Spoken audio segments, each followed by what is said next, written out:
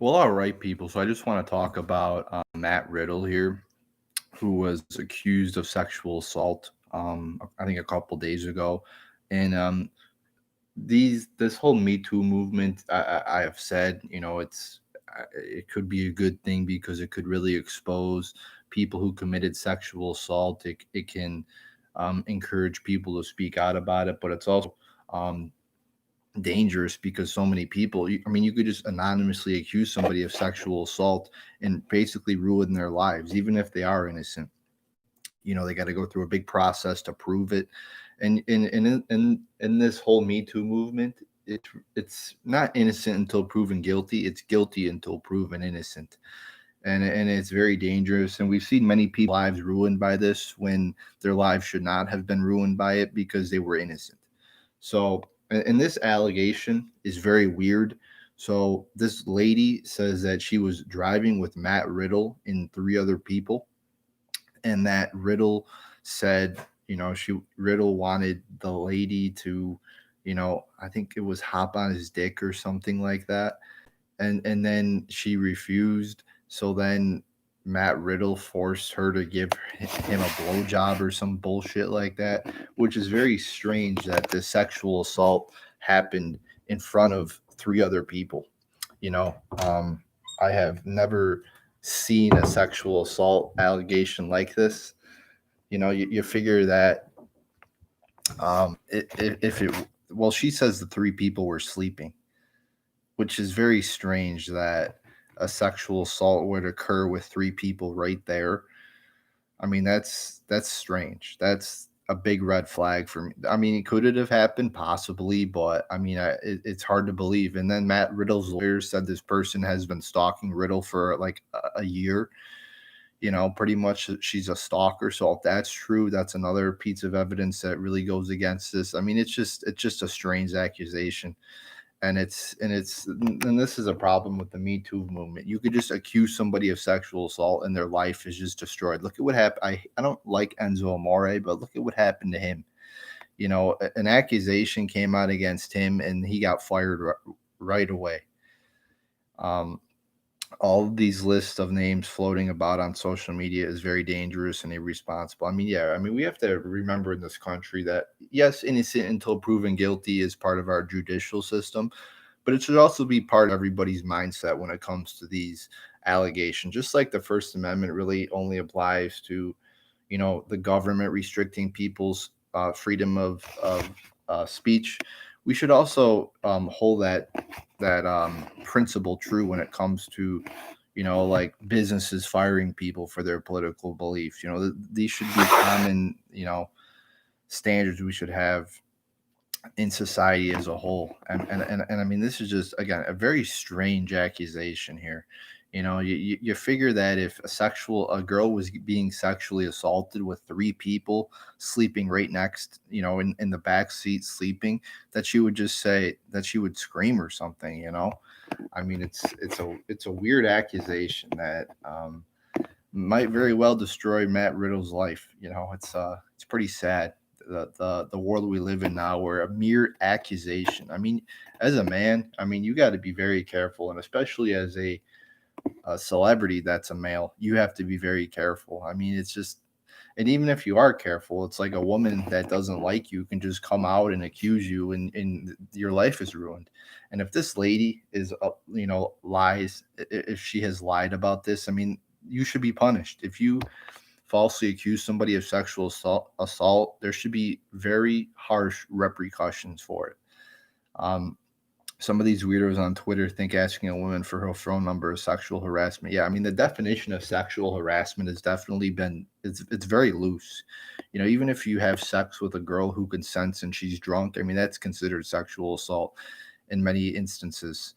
You know, um, just you got a bunch of crazy feminists that say, well, you have to ask for permission for like every sexual advanced move that you make. I mean, the definition of what is sexual harassment is just getting crazy. And then if a woman perceives that to be sexual harassment, then she can anonymously accuse somebody of sexually harassing them, which is dangerous. So when you It's like if you're making out with a girl and make a move and touch her tits or something like is that sexual assault because you didn't ask for permission? I mean, it's crazy, what the standards are now. And again, I just think it's crazy that if a girl gets drunk and consents to sex while drunk, that's sexual assault. If she, if she then decides the next day that was a mistake, like where's the personal responsibility? Don't get drunk. Don't get in a mindset where you're going to make a bad decision. I mean, that's so stupid. And how am I supposed to know if a girl's drunk or not? How am I supposed to know if she was sober? She would say no. I mean, it's just crazy.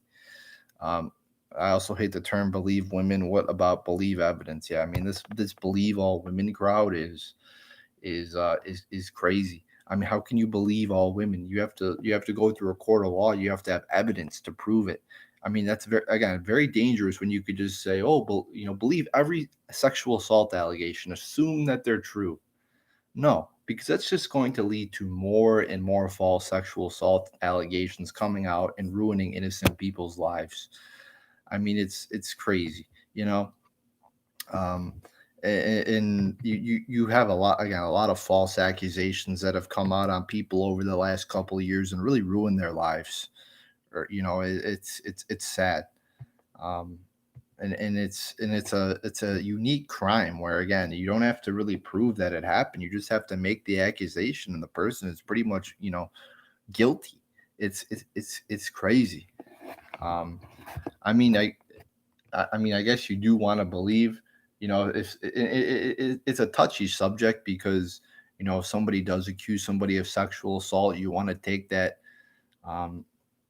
take that allegation seriously, but you have to have evidence. You have to have evidence to prove that actually happened.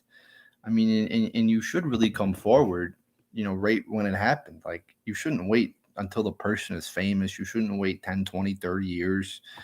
Um, I mean, you should really come forward right when it happens. I know it's maybe a tough. I don't know what it's like to be sexually assaulted. So I'm not gonna be judging people, but it's like if you get sexually assaulted by a person, you should really report that because what if that person then sexually assaults somebody else? Like you should report it right then and there.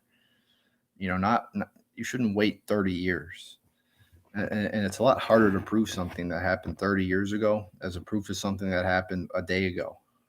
So if that really happened, I mean that should really be reported. And one last point I want to make too about sexual assault is, I wouldn't blame women for being sexually assaulted, but don't put yourself in a situation where you have a higher chance of being sexually assaulted. And what do I mean by that? It's like when you go to bed at night, you lock your doors because you don't want people robbing your house. When you park your car and go into work, you lock your car doors.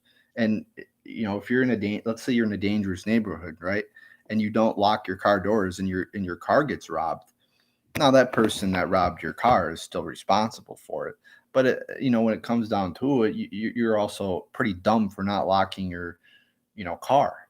So as a woman, you should really not go to fucking places, like parties where there's a lot of drinking and a lot of drugs going on and shit like that. You should have a plan. Like I'm all for women carrying guns so that they can protect themselves from scumbags like that. Like I look at it as any other crime. We every day in our lives we take precautions to prevent ourselves from being the victims of crime. We lock our doors. So that's another point I want to make about sexual assault. It's like you're not going to go walking down a dark alley at 2 o'clock in the morning. At least you shouldn't. Even when men are found not guilty, some of the mud from the accusation still sticks to them. False allegations should be harshly punished. Yeah, I mean, I agree. If you falsely accuse somebody, I mean that needs to be very harshly punished. Harshly punished. And people really, somebody makes an accusation. That's all people remember. The accusation. They don't remember, when the person was found not guilty or that there's no evidence to prove it up. To back it up, it's just, oh, somebody made an accusation, that person's guilty, ruin their lives, they can never have a job again, they can never be viewed as a good person again. It's just crazy, and there has to be evidence to back up these allegations. um I mean, if you really were sexually assaulted, I mean, you have to come forward the day of, if you want to report a crime. Like if you get robbed in the streets, if somebody assaults you, takes your wallet, you're walking down the road, and then you come to the police officer 5 years later and you say this person robbed me. They're probably not gonna take you seriously. You know, I I don't get why it's different with sexual assault. I mean, I get that it's a traumatic experience, but I mean, you really do have to come forward the day of, because it's a lot easier to prove it like the day after it happened than 10 years after it happened. So I mean that really should be encouraged in the world, that it's not really valid to come forward 10 years after a crime happened and say, yeah, I could have reported it 10 years ago, but not no now I'm deciding to report it and go after the person. So there you go, people. There's my thoughts on Matt Riddle being accused of sexual assault. We have to remember, innocent until proven guilty.